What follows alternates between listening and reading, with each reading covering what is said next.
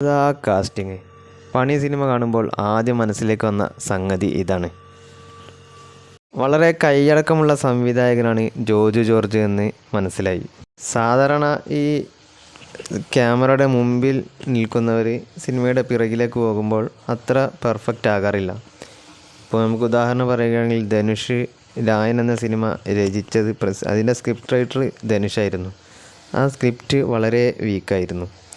പക്ഷേ ഇവിടെ പണി എന്ന ഈ മൂവിയുടെ രചന നിർവഹിച്ചിരിക്കുന്നത് നമ്മുടെ ജോജു ജോർജാണ്. പക്ഷെ അദ്ദേഹം അവിടെ ഇവിടെയും ചെറിയ പ്രശ്നങ്ങളുണ്ടെങ്കിലും അതൊക്കെ മേക്കിങ്ങിൽ മറികടക്കുന്നുമുണ്ട്.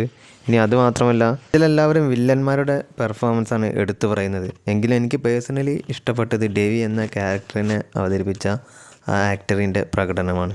ഒരുപാട് സ്ഥലത്ത് നമ്മുടെ സാധാരണ തൃശ്ശൂർ നഗരത്തിൽ തിരക്കേറിയ സ്ഥലത്താണ് ഷൂട്ട് ചെയ്തിരിക്കുന്നത്.